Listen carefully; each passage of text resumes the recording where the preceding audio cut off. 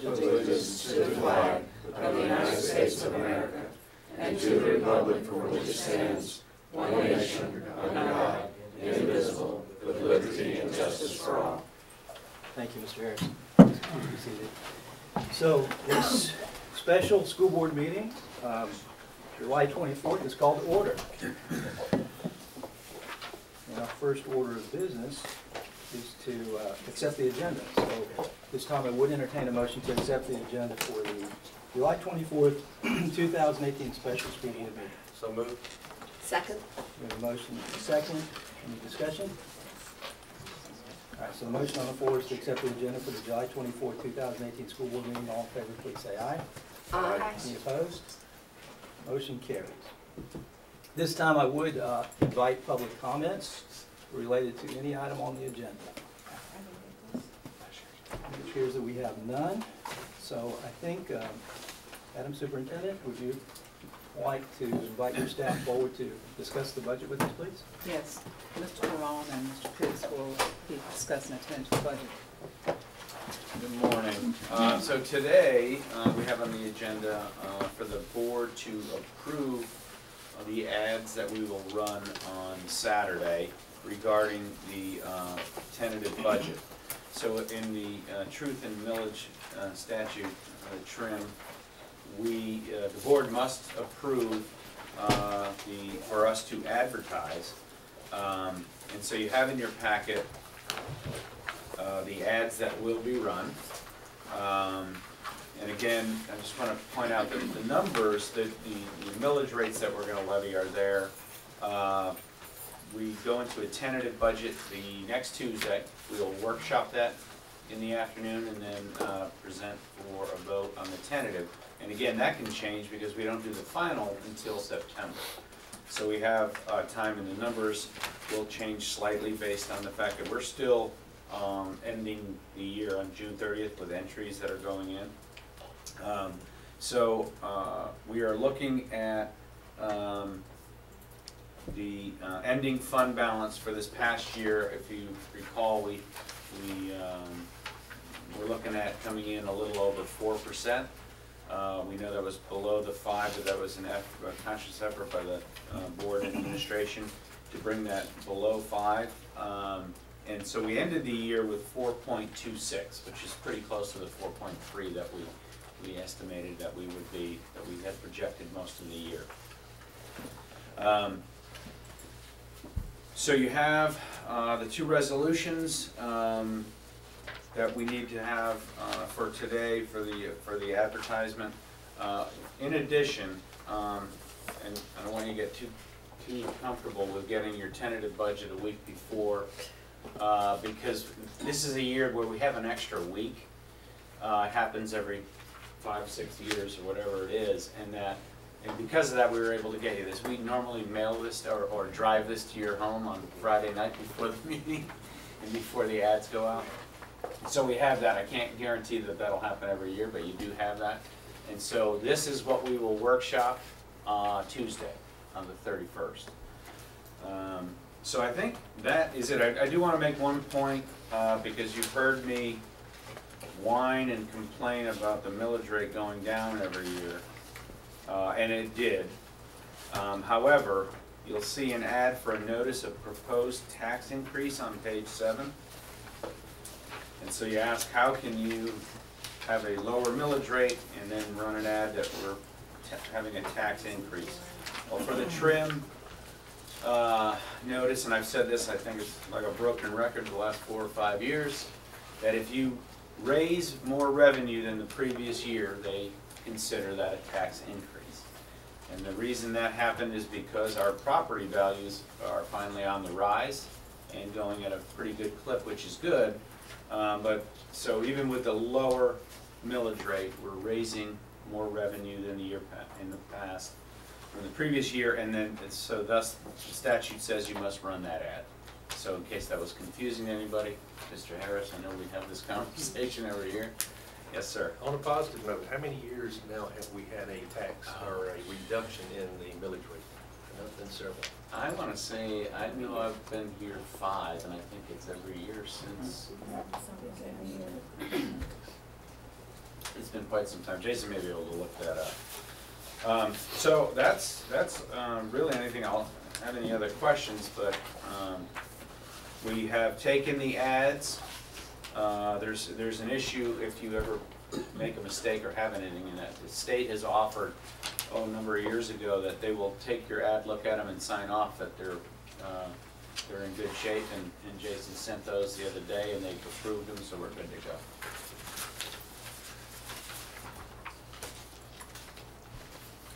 I have a question. Yeah, Mr. Crone, you know, given that we all agree to do this, brought the fund balance to 4%, how is that affecting our cash flow? Are we okay with cash flow? We see a little bit of a need to dip into some of our investments and short-term investments, and each year that gets a little earlier and earlier. We thought about doing a TAN, which is a tax anticipation note, but we don't qualify for that just yet. But I think in the next year or so, if revenues stay the way from the state the way they have been, that we will probably need to do that, which is not a bad thing. We could borrow and then earn some interest, and then we just pay back a short-term loan. The reason we don't qualify is that the majority of our funding comes from local. From FEFP, the state level, and that is in 12 even increments. So our cash flow is pretty steady. Some of the wealthier, I laugh because, again, the wealthier beachside counties have an advantage because they get most of their money from taxes, which comes in November. So they have this lull, and they are able to go out and borrow and earn some interest on that, and so it's the rich get richer. I think that. But anyway, I hope that answered your question. Yes, thank you. Mr. Harris, this is the 6th straight year that we've had a millage decrease. 6 years in a row. Okay, that's good. Any other questions? Okay, that concludes the presentation. Okay, so we have a couple of motions.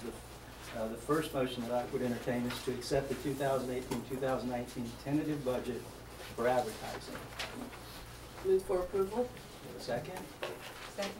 We have a motion and a second. Any discussion? So the motion on the floor is to accept the 2018-2019 tentative budget for advertising. All in favor, please say aye. Aye. Any opposed? Motion carries. The second motion is that I would ask for is to advertise the tentative budget on July 28, 2018 for the public hearing to be held no later than 5:01 p.m. on July 31st, 2018. No earlier. No earlier than 5:01 p.m. on July 31st, 2018. Well, I think the point is we can't start it earlier. Is that correct? Correct. Okay. Correct. I may be missing something. I Move for apologize. approval? You said later. Second. Oh, I said later. Yes. I apologize. No earlier. Thank you for correcting It's me. early. You don't want to box yourself into a corner 1 minute after dropping the gavel required. Yeah, we don't want to go on record as having advertised something incorrect. All right, so we have a motion and a second.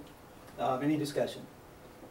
So the motion on the floor is to advertise the tentative budget on July 28, 2018 for the public hearing to be held no earlier than 5:01 p.m. on July 31st, 2018. Thank you, Mr. Harris, for correcting that. All in favor, please say aye. Aye. Any opposed? Motion carries.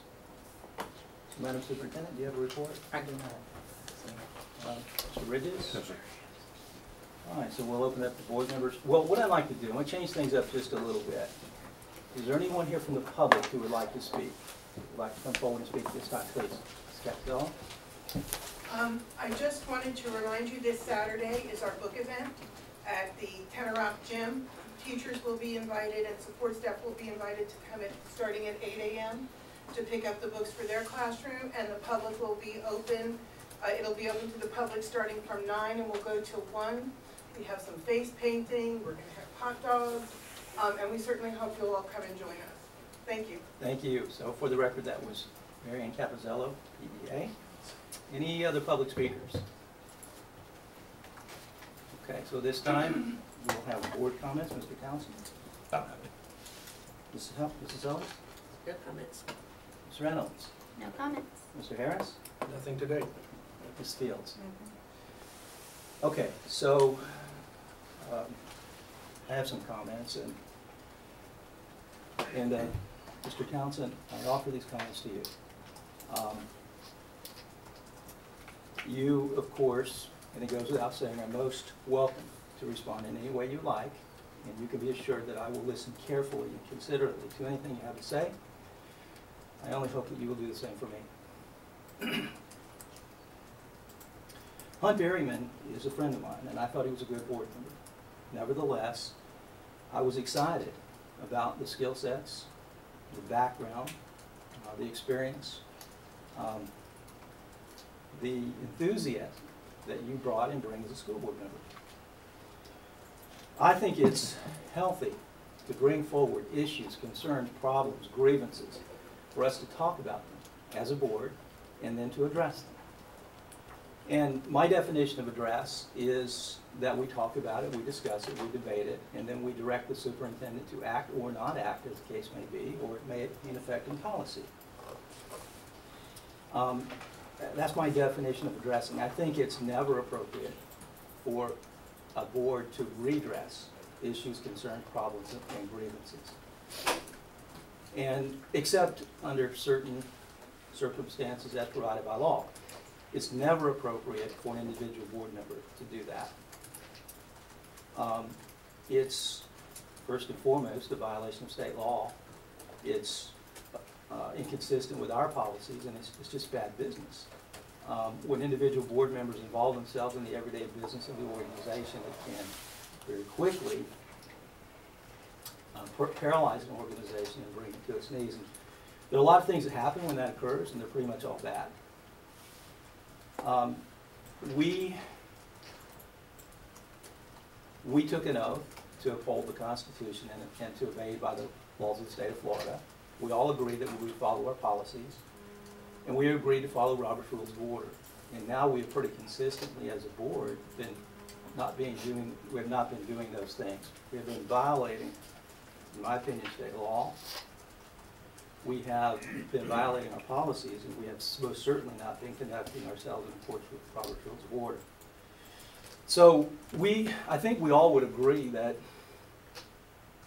we're not going to get any help from the state anytime soon as it relates to additional revenue. We have a group of individuals who are out there working for us. They're working hard to help us convince our community to step up to the plate. You might recall that the World Class Group brought in a consultant to do some polling, and then that consultant talked to each of us individually. And one of the things they told me, and I'm sure they said this to every board member, was that the quickest way to derail that effort is for there to be a perception that the board isn't conducting itself as a board. And indeed, over the past years, I've talked to other board members, as I've talked to other consultants and folks in other districts who have worked through these referendums. They pretty much across the board have said the same thing. Given recent events, given recent newspaper articles, my phone's been ringing off the hook. People have been approaching me in public. And I don't know how to articulate this any other way except to say that I can't convey in words the gravity of the situation. I think, as relates to House and Sales Tax Initiative, it's serious. It's a serious matter at this point in time. And there are a couple things I'd like to talk about. I'd like to talk about the K-12 matter. I looked at the document in question, and it said quote on it. I work with quotes routinely. I understand it was signed. It's not unusual for a quote to be signed. It just signifies to the other party that there's an interest, that they have received the quote. The quotes have to be ratified, either with a purchase order or contract. In our case, with a contract. So I reached out to Mr. Perrone and asked him, do we have a contract? And his answer is no, there is no contract. I asked Mrs. Matthews to investigate. Now what we're asking to be done here is to disprove something that didn't happen, and that's a little difficult, but there's no contract to be found. I'm quite certain that if there was a contract, the vendor would have brought that forward and demanded payment on it, and that hasn't happened. They have no contract. Now, they may demand payment on a quote, but that doesn't mean anything. You know, in fact, I've had quotes that said on the, this quote is good for 30 days, and within 30 days, I've issued a PO or a contract, and they said, sorry, we're not honoring the quote because our prices have gone up. So a quote is just an offer to entertain a conversation, to engage in a PO or a contract. I asked, in my opinion, the litmus test of the K-12 issue is, were there any payments made on the $1.8 million? I don't think the other piece is in question. I think we're all in agreement that that was an appropriate contract, and the payments we were making on it were not problematic. They're essentially a requirement that we have 3 folks providing internet classes. So again, I went to Mr. Perrone and Mr. Pitts and said, did we make any payments on that quote for the $1.8 million? And the answer is that unequivocally, absolutely no. You know, again, I get invoices all the time in my job, and that means nothing. There has to be some sort of supporting documentation, or we don't pay. And they have indeed, all the payments they made were made on the original. I apologize. I'm going to take this out here. It's driving me nuts.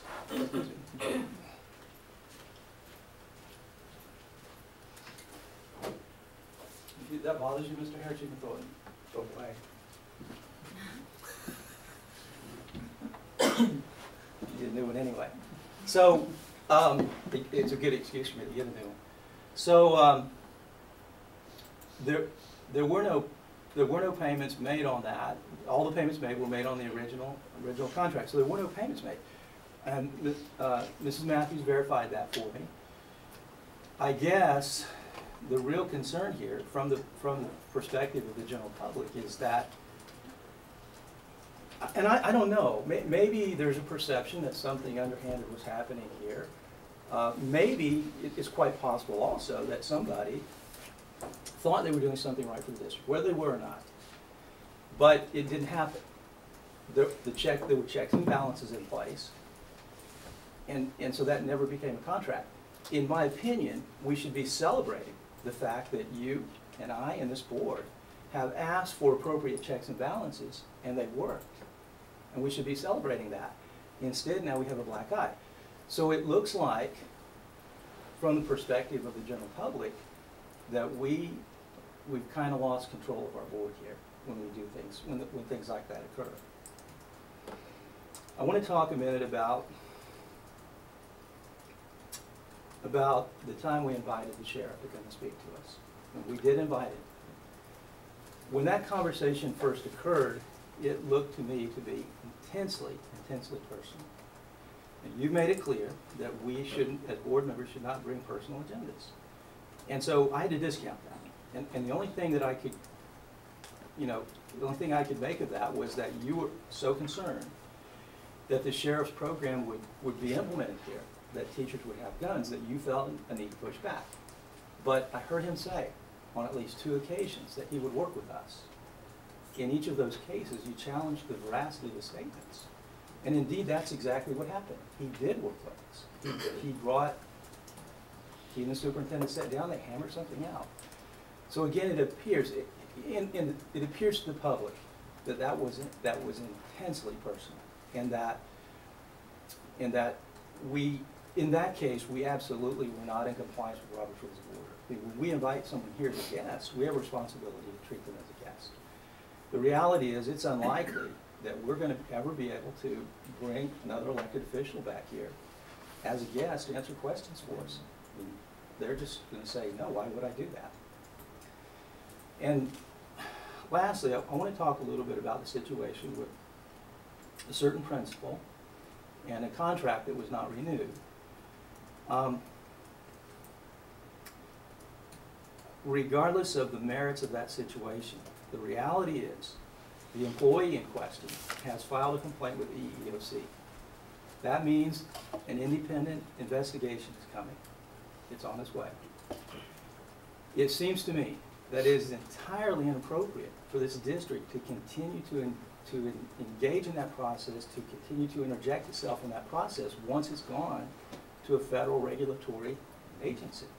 I mean, no matter how well-intended that might seem to you, or how well-intended it might seem to us, it's going to be seen by them as interfering in the process, as interfering in their process. It's now in their hands. So what you've asked for in that case is going to happen. And, you know, she has, she's chosen a path that is appropriate, certainly has a right to do that, and I'm fully supportive of that, but that investigation is going to occur. In my opinion, us continuing to involve ourselves in it is only going to muddy the waters and can create challenge for everybody, including the employee. I know that you have concerns about the principal's professional conduct. I understand that. But I know this board directed Superintendent Byrd. We directed her in 3 ways. Number one, we said to her that we will have a zero tolerance for sexual harassment. Moving forward, there will be zero tolerance for sexual harassment. We can't address this particular case right now because it's been turned over to a federal agency. But she's heard that. Superintendent Byrd has heard that message loud and clear. And I'm confident that she will address matters appropriately moving forward. We've made it loud and clear that we expect all of our administrators to conduct themselves professionally. You've seen, as certain administrators have demonstrated, that they are not conducting themselves professionally, that she has taken immediate, quick, and aggressive action. So she's heard those things. My point is this. You brought some really good issues to this board, and I would offer to you that we have addressed them. Now, we have not crossed the line into administering punishment because the state forbids that. Our policies forbid that. Robert's Rules of Order forbids that. So everything that we agree to work with, we should not cross that line. It seems like you want to take it to that next step. But otherwise, virtually everything that you brought forward has been addressed. Finally, I would offer this. Many years ago, I had a board member call me, and they were concerned about financial statements that I was preparing and presenting to the board on an interim basis. You know, at the end of the year, when you have audited financial statements, they have to be prepared a certain way, and the board member felt and was absolutely convinced they had to be prepared that way. But that wasn't the case for interim statements. We could prepare them any way we wanted. And when the board member called me and asked me about it, I was professional, I was responsible, I was courteous. I did everything I could to explain what was happening. And by the way, the financials I was reporting were reported on a basis that the board wanted to see. They had asked me for those statements that way. Well, the board member was offended by that. They had a preconceived idea about how things should be done, and it almost cost me my job. Eventually, the president of the company intervened and said, hey, look, let's bring the auditors in. Let's make sure the auditors can convey to this board member what's happening and why it's happening. And I think my point is this, I think if that request had gone through the president to start with, the president understood where the board member was coming from and would have just brought the auditors in up front. It would have saved me a tremendous amount of angst. It was a very painful experience for me. And all I was trying to do was do the right thing. It is very concerning to me how quickly the K-12 thing went sideways. So I'm advising Superintendent Byrd to instruct her staff that they should not, under any circumstance, interact directly with any board member except through her. And any information that any of us would like to be brought forward should come through the superintendent. If you have an issue that you or any board member has an issue that you believe is very important that we need to do research on, you're welcome to bring it to the board. If the board agrees, we'll instruct the superintendent to act on it. That's policy, by the way. We're just implementing policy to ensure that we don't have things going sideways like this.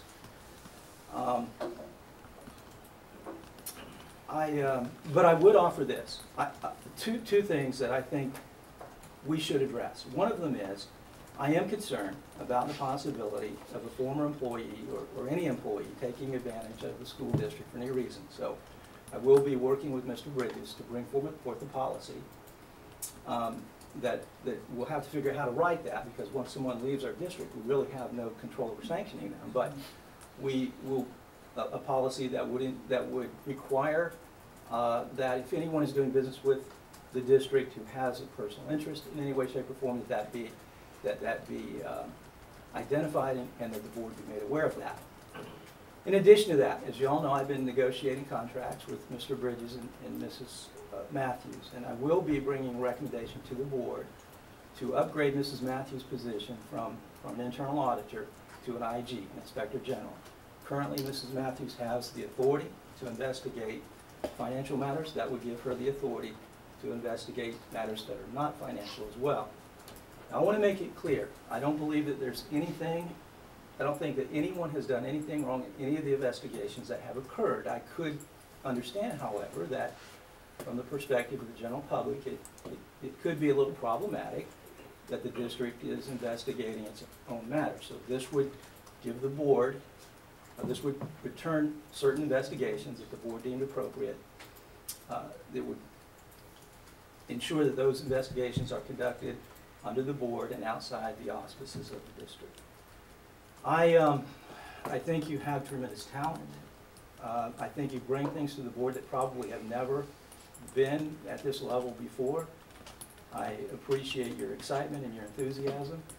I implore you to continue to bring those things forward. We continue to talk about them here at the board level and allow the board to use their skills and talents to address those matters. They're being addressed.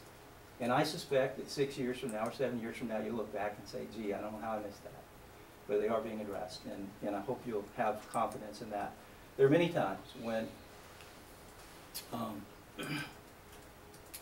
you know, my background's in accounting and finance. There are many times when I look to Mr. Harris or Mrs. Sellers for their experience in understanding how to manage something. And certainly in the K-12 thing, I would have taken that quite seriously and would have gotten to the bottom of that very quickly. In fact, I did.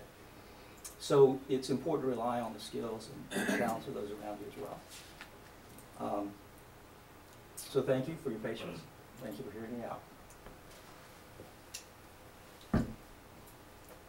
Okay, I guess I don't have a lot to respond to that with. I mean, the meeting we had that you weren't here for, we hashed this out in pretty great detail twice. You know, I saw that meeting as essentially a culmination of what I felt my oath required me to do. As far as the K-12 thing goes, I've spoken with an investigator. I have no idea what they're doing. I just showed him, you know, some of the stuff I had. My reason for doing that is simply because I still, to this day, don't feel like I have a good explanation of what happened there. And as a board member who represents the public, as a board member who took an oath, if I couldn't get one here, I felt like I owed it to the public that elected me and pays me to at least say, these are my concerns. I don't know what the truth is here. And to someone who has the ability to compel the truth if they choose to. And that's it. I don't have any particular reason to revisit this. Whatever comes up, comes up. I very much appreciate what you discussed just now. And I think the IG idea with Carol is a very good one. Appreciate that. I do, one of the big complicating factors that made the Looney situation stretch out as long as it did is that one of our board members injected himself into the middle of the investigation, and this board said nothing about him ever except me. Nothing that I can even be thought of having done in this is anywhere close to going out while there's a live investigation and taking part in a meeting with witnesses and talking about support for the person under investigation. I don't know what to do with that. I've done the best I can with that. Again, one of the points I was watching this video this morning briefly. The idea was to come here and say, here, this is where we stand. This is where we've been doing for a year. I want to get out what I need to say. Other people got out what they needed to say, and I don't know that I would say that it's over, but the sense of me needing to keep raising it, I don't have any particular intent to do that. I think you're right. At this point, it's in the legal system. And that's kind of where I stand on this. I think my request for a review came directly from a panel I attended at the Florida School Board Association, which I asked about the circumstances of this investigation. You know, and if anyone else had attended that panel, I think they would have come to the same conclusion I did. Could you expand on that? I'm not sure I understand. The fall conference that had a panel specifically on HR investigations, and when they said if you have an investigation, an issue that becomes very public, particularly one that potentially involves board members or HIAC, you should get an outside review to do it. Which is why I went to Wes and Jackie at the time. You know, I don't really want to rehash this, but I feel like I was misled on what was going to happen in that. I should say, in the time since we had that very intense meeting last, I've had a very good meeting with John. Aki and I have talked a couple of times. They've been very responsive to my requests. I feel like we're actually moving in a good direction. That meeting, like I said, that meeting was sort of a culmination. I don't regret anything. I stand by everything I've done, and I can tell you this: if your phone's ringing off the hook, the people calling me, and they're a wide cross section, are extremely supportive of the type of energetic oversight they see me doing. You know, so I think the public is of wide minds on things, and that's pretty much it. I don't. You know, I welcome your comments. I welcome your solutions even more, and you know, happy to move forward from here. Well, and I invite you to continue to bring forward the issues. I'm just asking that you have confidence that your colleagues can manage it. Look, I want to offer this. I've never met anyone, well, I shouldn't say that. I've met a lot of people, but Superintendent Byrd is one of the most ethical people I've ever had the privilege of working with. I think her integrity is beyond reproach, and I think that she's going to do the things that she needs to do to make sure that situations are handled correctly and properly, and I hope we'll have confidence in that as well. Any other comments from the board? Yes, sir. Billy, since you just referenced me one more time in regards to Jason Looney's investigation, I'd like to put it out there so that it can be clarified, because what you were telling the public is inaccurate. At the time that Ms. Byrd and I were scheduled to meet at a regularly scheduled staff meeting, which is what we specified to Jason, and I spoke, she was not available.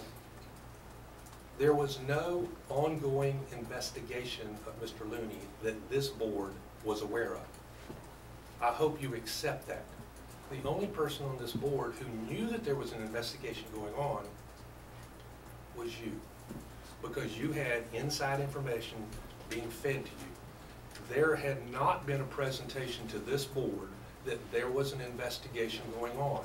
And I would appreciate if you would stop referring to me involving myself in the middle of an investigation, because this board did not know that there was an active investigation of Mr. Looney going on at the time that I went to the faculty meeting. You keep saying that I did involve myself in an active investigation. You were the only one who knew that there was an investigation going on because an employee at Tenoroc told you that. That's false. And this board had not been told by the staff that there was an active investigation going on. And I resent that you keep saying that there was awareness by this board when we did not know an investigation was being conducted. Please refrain from that in the future. Thank you, gentlemen. You know, there's a lot at stake here. We have a lot at stake here, and we have responsibility to our school district to, in particular, I'm gonna talk about the half-cent sales tax initiative, move that forward. So I'm asking for a reset and for us to begin working together as a board to solve our problems and move the district forward in positive ways. Look, I've seen, since I've been on the board, I've seen some remarkable changes, and I think they've all been very positive. I think the single most positive thing we've done for our district is the appointment of Superintendent Byrd. I think she's doing a remarkable job and will continue to lead us in a very professional and responsible and positive ways. So, if there are no more comments, I have, Yes, I ma'am. have something. I'm sitting here and I'm listening to everybody's comments. And I know that some of us don't believe in hoping and praying. But I hope and pray that we can get past all of this. And at the end of the day, do what is best for our kids. That's why we say we're here. And if we really are here for the betterment of our students, we would put our differences aside, might not like each other, might not like the way one fold their towel differently than the other. But I look forward to the day when we can all see that there are good qualities in all of us. Because some of us don't think any of us have any qualities at all. But everybody sitting around this desk, we have some type of goodness in us. I hope and pray we do. And I hope that we can get past I call it pettiness. Always trying to figure out how we can demean somebody when we should be lifting each other up. Because at the end of the day, if we don't do that, Mr. Wilson, you're very, very correct. There is so much at stake here. And it will affect us from now to years to come. When we're no longer on the board, it will affect the people that come behind us, and our students ultimately will be the one that would be impacted the most. So I hope that today will be a new day, and that we can focus on why we're here, which is to do the best job that we can for our students. thank you, Mrs. Fields. Any other comments? If there are no more comments, this meeting is adjourned. Thank you all.